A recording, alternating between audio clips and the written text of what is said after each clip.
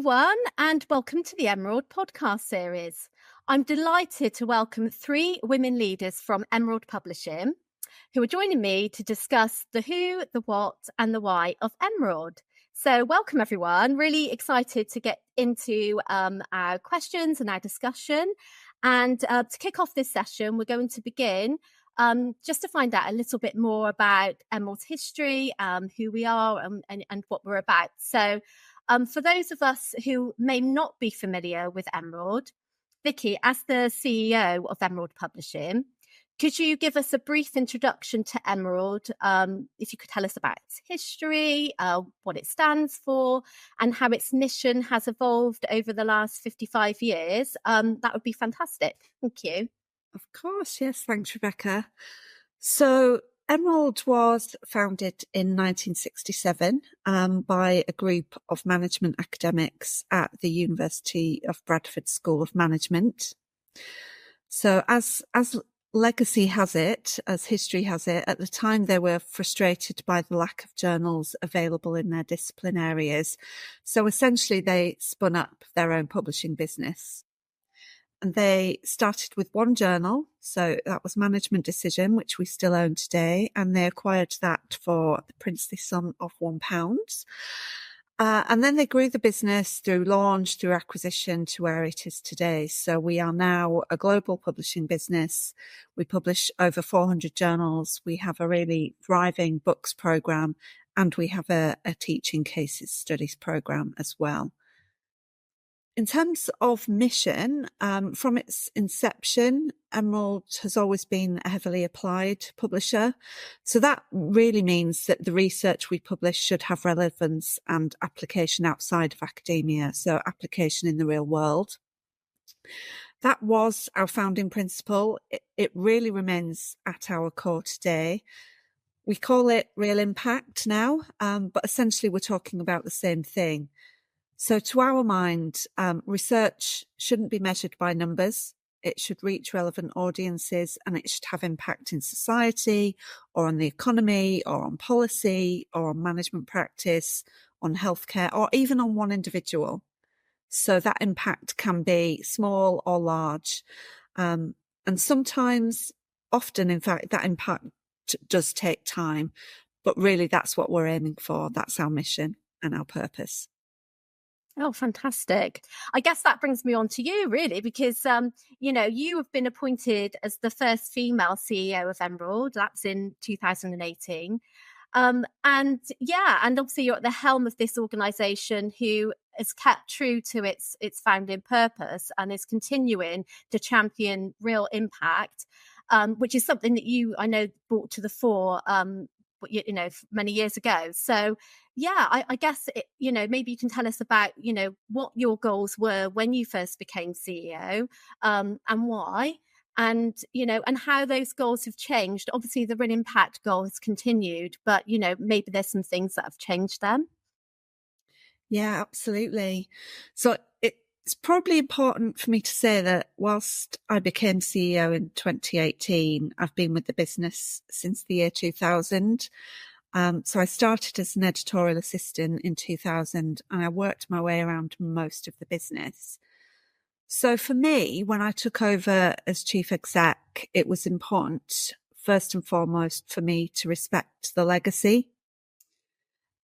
At the time, we were still a family-owned business and our founder was very present in the organisation day to day.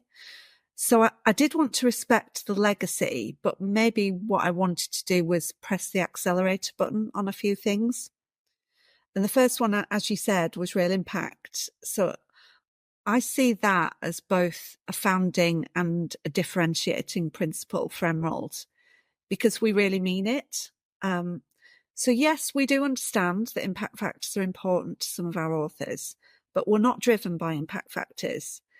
We're driven by the positive change that research should have in the real world. And that's sometimes a hard and lonely road to follow. Our industry and our markets have been heavily metricized for a long, long time. Our industry also has its critics and its skeptics, and our markets come in all different shapes and sizes. with really different wants, really different needs. But I think it's really important to be true and authentic and to kind of cut through all of that as much as possible. So when I first took over, I really wanted to amplify what we stood for. So application and change in the real world, global representation, equity.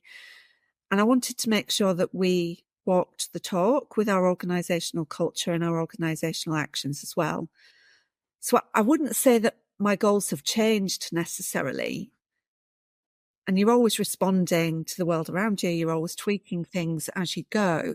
But I think what we've done steadily over the last number of years is amplify those messages. And we've trodden a path maybe that others are not treading, or they're maybe treading a bit more lightly than we are. I guess that brings us on to the sort of the next thing, which is another area that you've championed, which is gender equality. And this is something that, you know, we're really excited about in Emerald, and I'd be really, you know, it'd be great to hear more about it. But you know, you have championed gender equality, and it's not easy. It's not, you know, it's wonderful to see 3 strong women leaders here, but I mean, that's not an easy, hasn't come just like that. And it's been hard work, and it still is hard work. But congratulations, because Emerald has achieved a Times Top 50 employer for gender equality, which is it's an amazing accolade, and you know, and well done to everyone that's been able to be part of that.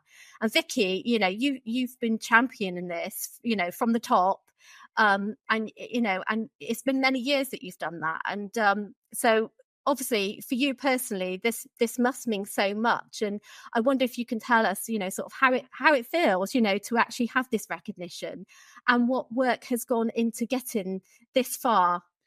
Well, I mean, the awards, the recognition, it's not why we do it. And I can't stress that enough. But at the same time, it's fabulous to be recognised, and also know that we're not existing in an echo chamber. But I think for an organisation of our size, the things we do are pretty amazing. We challenge ourselves constantly to do better, and we've achieved some really great things. And to have that work benchmarked against some of the largest and most forward-thinking organisations in the UK and beyond, it gives us some validation. It makes us know that we're on the right path. I set up our diversity programme in 2016. At the time, I was the only female executive on the board. We're now at a 5-to-4 ratio in favour of females on the exec, and that in itself is such great progress.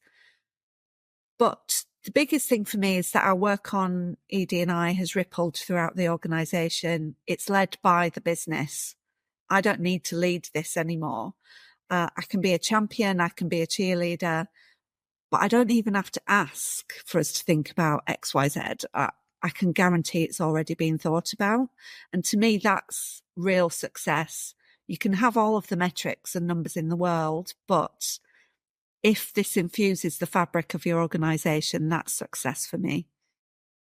Oh, fantastic. And obviously, it would be great to bring Sally and Terri into the conversation, because obviously you are women leaders. And I just wonder, from each of your perspectives, you know, what do you see that needs to be done next? And where do you see you yourself focusing your efforts? Because obviously, as Vicky mentioned, you know, she sees it's going to be done. So it's obviously something very important to your workflows and your ambitions as well. So yeah, if I can come to Sally first. Thank you. Okay. So thinking about our content and our products, we have already committed to have equal representation of women across all publishing practices by 2030. And this really includes editorial boards, our reviewer pools, and having lead authors on our books front list. We're starting with 40 titles initially, but we hope to have spread that out across the programme by 2030. And it's a priority for us as a publisher because we know that imbalance is in part representative of the wider scholarly landscape and also in certain disciplines. And we can't address that imbalance alone. So it's really working with our editors and our reviewers and taking practical steps to tackle gender bias together. And we do this in a number of ways, but including actively encouraging female representation in teaching case products. So we make sure we shine a spotlight on our female protagonists. We also make sure we get those broader perspectives, whether that's the female perspective, but also a wider diverse perspectives. So we really want to have rich variety of cultural viewpoints. We want more authorship for underrepresented voices. And we think this also brings a way to sort of avoid unintentional bias when accepting or rejecting articles. And it also fosters real fresh perspectives that align with broader societal views. So we're not in a vacuum. We're actually in that echo chamber and we're listening to others. And a piece of work that I'm really excited about that's going to be kicking off soon is our latest diversity survey, where we're going to be talking to our editorial teams. So I'm sure we'll be able to share those results in the coming weeks as well. Oh, fantastic. That's exciting, isn't it? Something for us to look out for. Thank you, Sally. And yeah, Terri, I don't know from your perspective, obviously you've worked in this industry for many years and you've been in other organisations. So it would be great to see, sort of from your perspective, how that sort of lies. I mean, where your efforts are, obviously being based in North America as well. Yeah. Well, yeah. Thanks, Rebecca. I think it's really hard to overstate. It's impossible to overstate how different Emerald is in this regard. I don't think I didn't realize it when I was, thinking about joining the company, and even when I first joined, how much we stand out in terms of the way we approach, the way Vicky and Sally and colleagues have approached this over the years. It's really quite remarkable. As you said, I mean, I've worked in academic publishing in the US for 25 years, more than that. And it's just, the representation that we already have is something that would be the envy of most publishers in this space. So I think, we need to shout that from the rooftops. I think, as I'm thinking about how do we build this program in North America and build awareness of Emerald and really engage with our customers here, I think this is something that we need to be talking about. I think also, we really can and should model the way for other publishers in the space. I think, there is a lot that others can learn from the way Emerald has approached this. And I think it's almost, the Times top 50 recognition, and when you look at, is incredible. And when you look at the organizations that are on that list, when you think about, a mid-sized publisher standing up against those and faring well, it's pretty incredible. I think I think there's a lot that the industry can learn from Emerald. And I think there's plenty of work to do on this. So that's what I would, love to be a part of, is really making Emerald a part of an even bigger part of the global conversation on gender equity.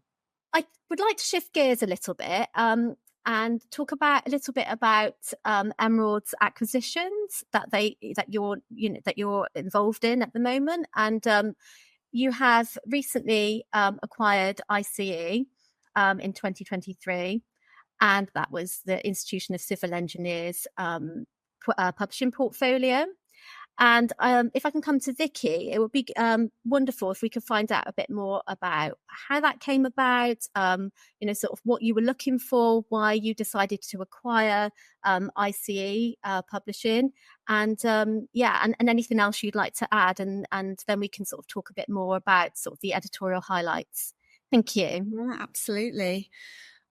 So the ICE were looking for a publishing partner for their journals and books program at the end of 2022.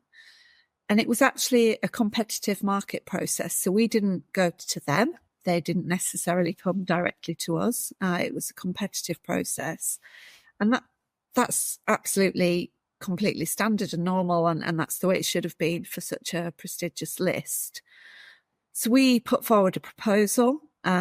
We had a pitch to the ICE executive and their board.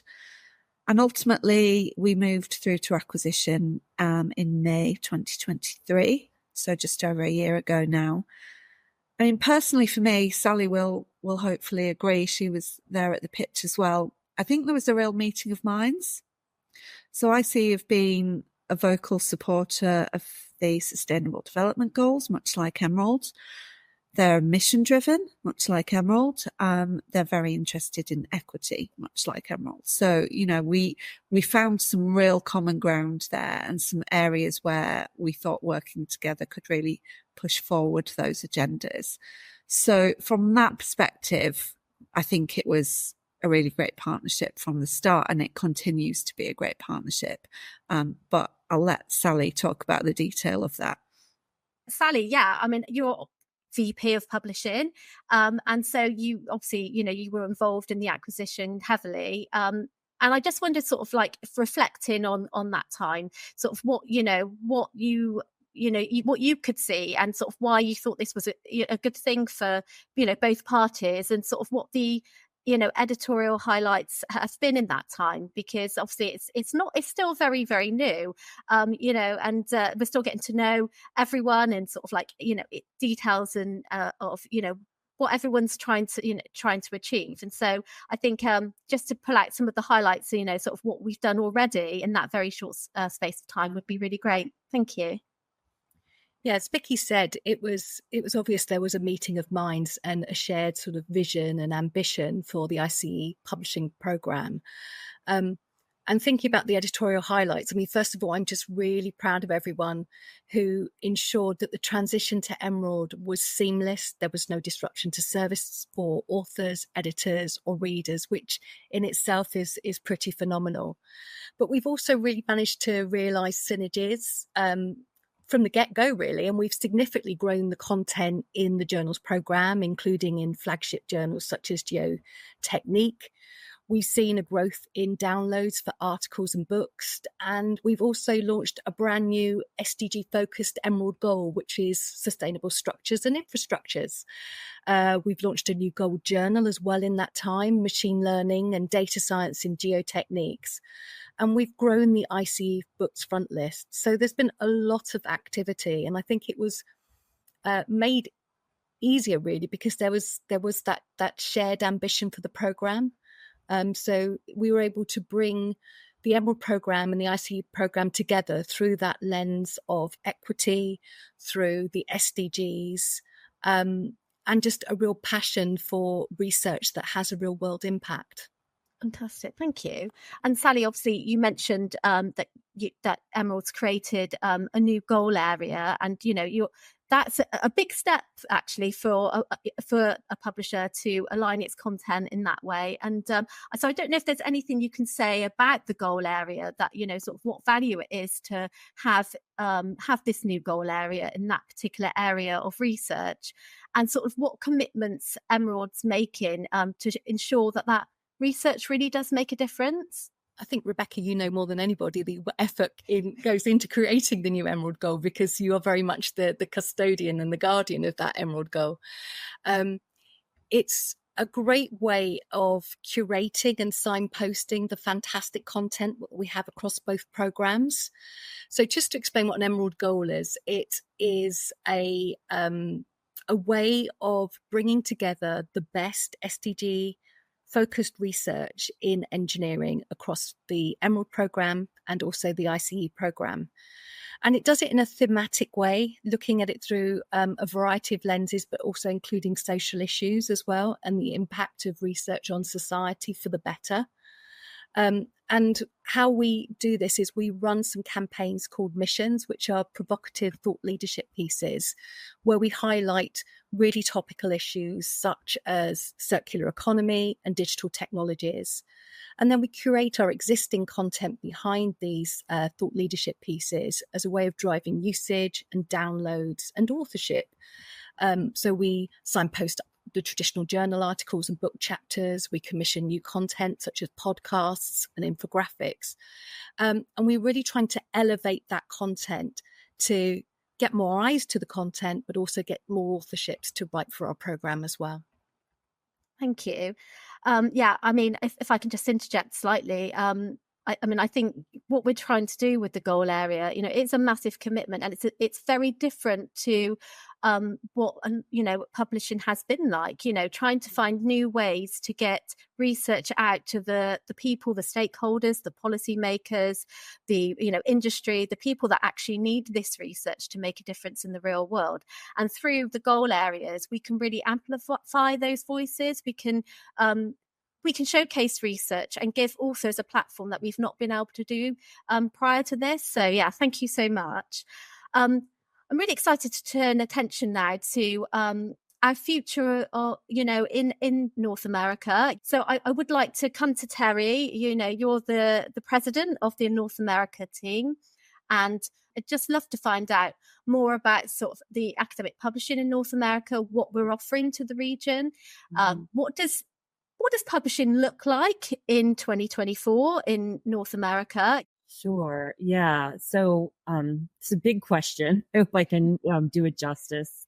I think I was thinking about this and thinking, I think higher education in general is at an inflection point, really, in the States anyway, which is where I'm based. I'm based just outside of Boston. There are lots of challenges right now, and this is all reflected in the publishing space as well. I think the value of research is being questioned, and I think this kind of the drive to increase volume has caused unintended consequences around integrity, which then cycles back to value of research being questioned. And I think, institutions of higher education are increasingly being kind of asked to justify their existence. And I think there are many reasons for that, but, I do think that one of the valid ones is about the affordability crisis around higher education in the States. And I think where Emerald can really contribute is really around that focus on real impact and applied research that Vicky and Sally talked about. It's a little bit harder to think about how to talk about real impact in North America, in particular in the States, just because we don't have a kind of assessment framework here in the way that other regions do. So I think we don't have anything to rally against or for. So I think it's a little bit more difficult to think about how do we present how do we talk about the value of our focus on real impact? We're working on that. And I think there are lots of organizations and individuals in the region who share that interest, share those goals. And so we're working to really develop partnerships and work with other stakeholders who share those goals. I think, I've worked in the social sciences for my whole career. And I think that desire to connect research with practice, research with outcomes, it has always been there. And I think it's only going to grow. So I think for me, it feels like a real privilege to come into an organization that is really committing to driving that conversation forward. I come from a much bigger organization where, the motivations are different, I think. So that's, I think, great.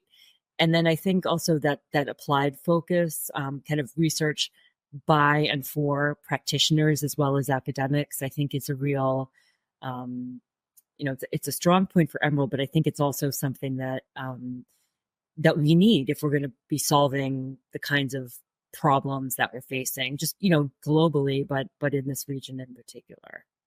So we won't have the answer by ourselves, but I think that our approach to our publishing, which Sally leads, and our approach to equity and real world impact, which Vicky leads, I think these things they're winning positions, and I'm really looking forward to kind of shouting about them here in this region. Amazing. Thank you, Terri. And I don't know if Vicky or Sally would like to add anything to this question. Yeah, sure.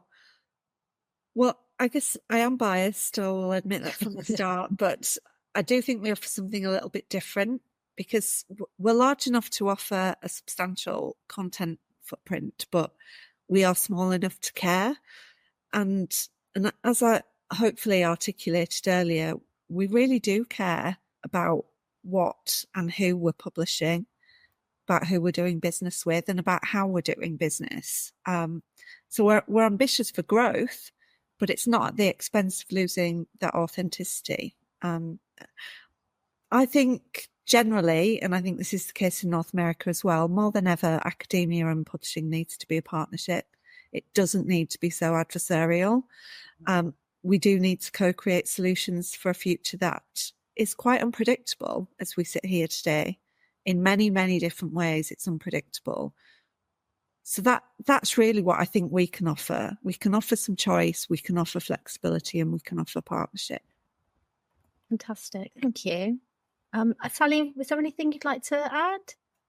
Yeah, I would agree with both Vicky and Terry's sentiments around there's so much this region has to offer, and already we've got really great, strong authorship, particularly for books in this region. And it's just around how we work. We really do try and work in partnership with our authors and editors. It's a collaboration. We're trying to redress any imbalance in terms of editorial representation from North America. So having conversations with Terry and the team, with our existing editors, leveraging their networks to really make sure that, we're attracting the best research from North America for the social sciences. And as Vicky says, we are small enough to care, and the relationships we create are very much one-on-one. So it's very much a personal relationship when you publish with Emerald. Thank you, Sally. I think it's more and more about collaboration, isn't it? Global collaboration. So I think whatever we can do to facilitate that collaboration and bring different minds together and amplify, the best of the best in each region and bring that together and get that to the people that can make the change on the ground. I mean, that's where we, being authentic, that's really what we want to do. That's the heart of what we're trying to do here. So it's not without its challenges, obviously. Every region's got something different that they're dealing with. And then it's trying to work out how we can best serve that region. And obviously, Terry, you've been in your role for just over a year. So I just wonder if you can tell us a little bit about, why did you come to work for Emerald? Obviously, you've seen lots of different ways of and approaches to publishing, and the challenges. And then sort of coming into the role and how you felt about it, and what do you see sort of like a year on? It's just over a year, isn't it? So sort of like a year on, what do you see are the sort of the opportunities, the challenges there? Thank you. Yeah, it's just been a year. I joined last May, so a little bit over a year. And time has flown. And it's been just really exhilarating. But as you say, every opportunity has its challenges. So we've certainly had some of those. I think, when I was looking at this role and thinking about moving to Emerald, I'd been aware of Emerald for my whole career, just as a very fine publisher in business and management. That was kind of how I knew Emerald, and I had worked in those fields, and that was sort of the reputation that it had in my eyes, that the company had. So I wanted to make a change to a mission-driven organization. I think profit motive in publishing is not a bad thing, because I think it helps to create new ways of disseminating content, and the revenue that publishers generate does help to make changes and improvements in scholarly communication. So I like that part of it, but I also really like the mission driven aspect. And I didn't really understand, I think, to the extent to which Emerald was really mission driven and how much it was real. I think we hear a lot about mission today. We hear a lot about, goals and visions. And I think, in a lot of cases, unfortunately, it's just a very cynical kind of strategy, a marketing strategy. So it's taken a while, to be honest, to kind of adjust my mind to being in an organization where actually, getting on the Times top 50 for gender equality is not just about submitting an application. It's about years of work that went into creating a certain way of working and a way of being in the world as a publisher. And so that's just been a real revelation for me. I think, we're working in a very tight market. Institutions' budgets, our library budgets are very have been squeezed for a long time. And so we want to offer great value. And I think, but we're competing with other publishers. And I think one of the things that Sally just talked about really struck me. I think it's a very happy thing for me to come to a company where authors really love their publisher. That is not the case in a lot of places. And I think seeing the feedback from our authors and meeting with them, talking with them, it's really quite striking how much they enjoy the process of publishing with Emerald, and how supported they feel by Emerald. And that takes a lot of effort. So that's been really great. And I think also, that we were saying every challenge is a blessing, and it is a blessing and a curse with everything. But I think this challenge that we have in North America about just visibility and brand awareness is in part because so much of our author base, reviewer base, editor base is outside of North America and Europe. And that is a very unusual problem to have. Most publishers, that are competing globally really are kind of very heavily Europe and North America focused. And that's been almost the opposite at Emerald. And I think there is something there in terms of what we offer to the market, a real global perspective, and in a kind of program where all voices, or many voices, are represented. But I do think there's a lot of great research coming out of North America, and I think that there are a lot of researchers, especially early career researchers, also practitioners, and then senior people who just aren't striving for the same things that they were striving for earlier in their careers. There's a real, I think, sea change in what people are looking to get out of their research. And I think the timing for Emerald is really great, because I think that our ethos, our approach to really trying to generate real impact and really not chasing citations, but chasing real change in the world. I think that the time is really right for that here. And I think that is, it's a challenge. How to talk about that is a challenge, but I think it really is a great opportunity too. I hope I've done justice to that question, because it was a good one. Oh, no, it's brilliant. Thank you so much. And it's wonderful to hear your feedback, a year on, and sort of what you've been involved in, and sort of, and what you're planning to do. And I just wondered if you could talk us through some of the key areas of the Emerald programme, and discuss the importance of what Emerald publishes from a North America perspective. Yeah, I was kind of thinking about this. I think the independence is really important. And I think that's, there aren't many independent publishers left. I started my career at a couple of independent publishers, including Blackwell Publishing, which was also based in the UK. And I think there is a freedom in being independent that allows you to kind of take a longer term view. So I think, and that's what the company's been doing. So I think that, as I said, I've always thought of Emerald as kind of business and management. And I think it's really teasing out all of the other areas in which Emerald is really strong. So, everything from engineering, and we're even stronger now than we were before. We've been publishing in engineering for 40 years, to tourism and hospitality. And that's, I think it is a very practical area of research, but it's also, there are many aspects to that. I think it's not just about sort of marketing your hotel. It's about really, all the kind of different intersections with, with economics and demography and public health. There are lots of sort of intersections with what we publish. And I think it's really kind of getting, thinking about how we talk about our program and the interdisciplinarity of it, and the fields in which we're already strong, but then also thinking about what are the needs here, what's missing, and what would it take maybe an independent publisher to have the guts to do here. I think that, we're very data driven, which we need to be, and we want to think about, where research is coming from and what people are doing. I think we do have this ability to kind of bend a little bit more than some very, very highly commercial publishers can. And that's exciting to me, that our program is, we have a very good program across a range of areas. And I think there are pieces of that we can really build out, where there's a lot of really exciting work happening in North America.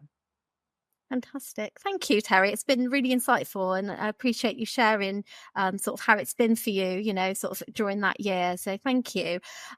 We're running out of time, so I think we've got 2 questions left. One is more of a personal question, and the other one is about a forward-looking question. So if I can come to Vicky first. As you mentioned, you've been here since 2000, I believe, and so it's quite a number of years. And so I just wondered, what keeps you here? Why are you still here?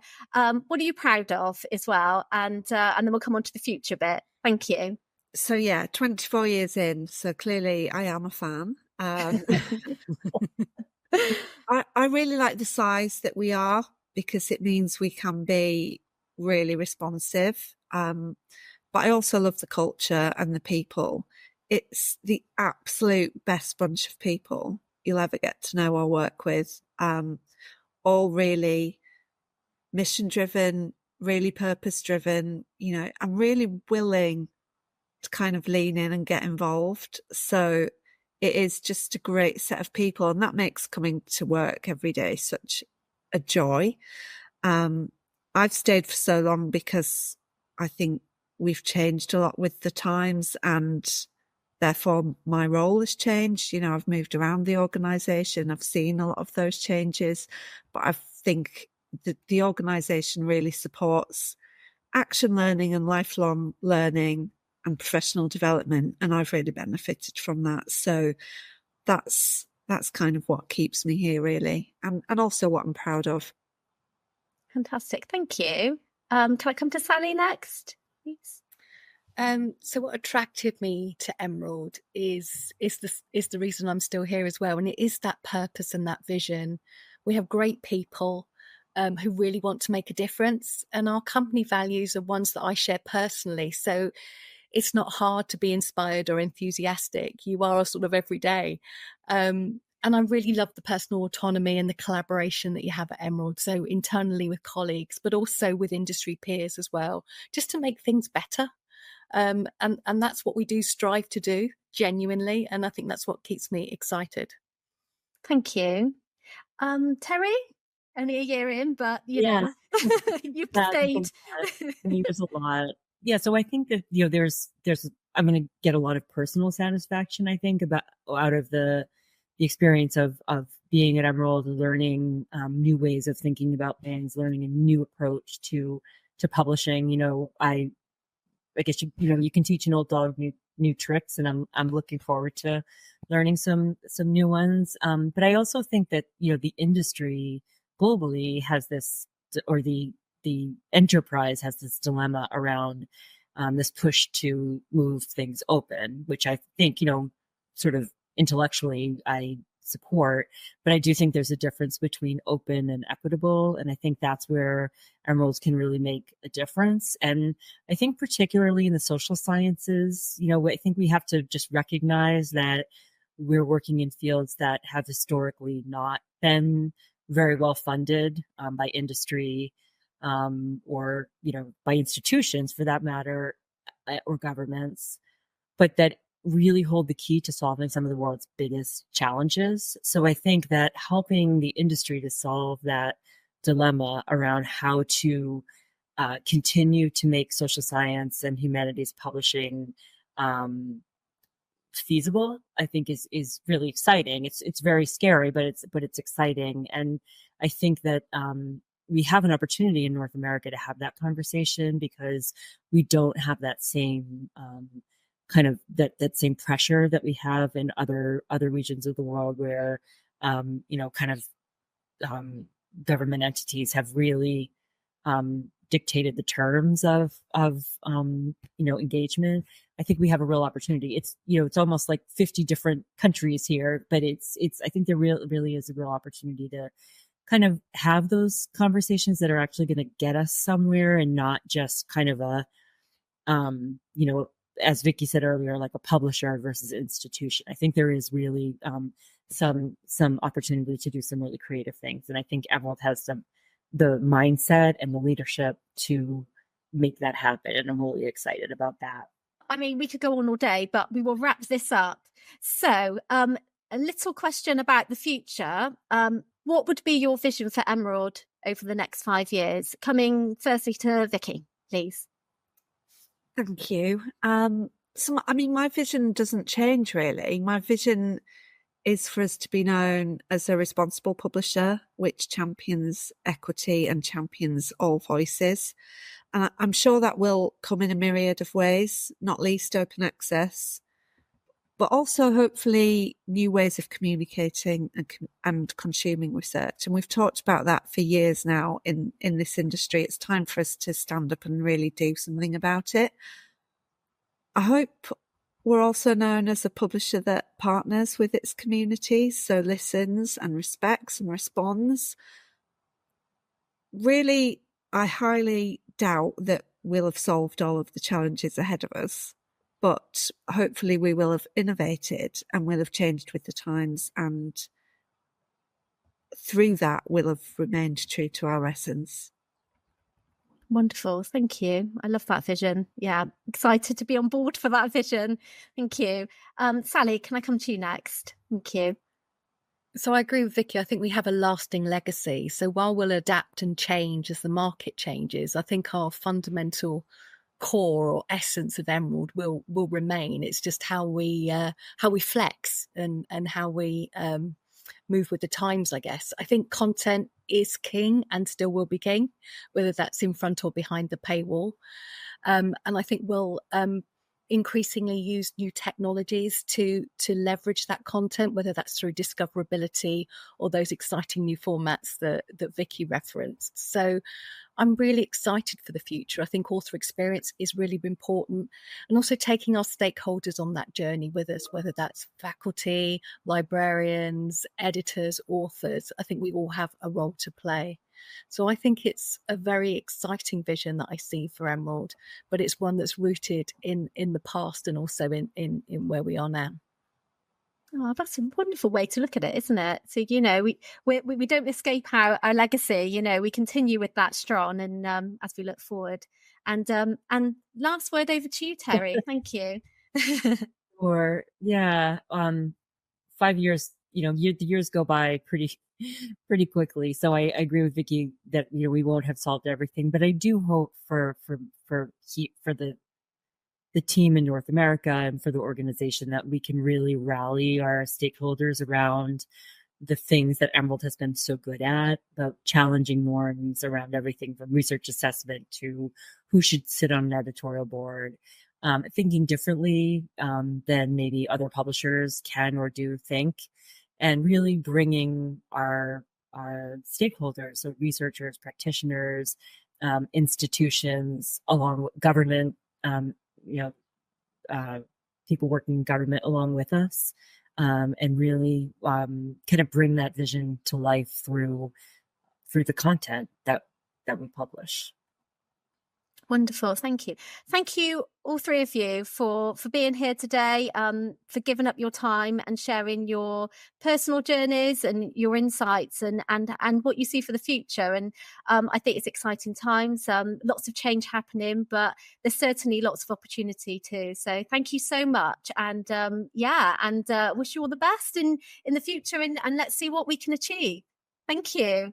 Thank you. Bye-bye. Thank you. Bye.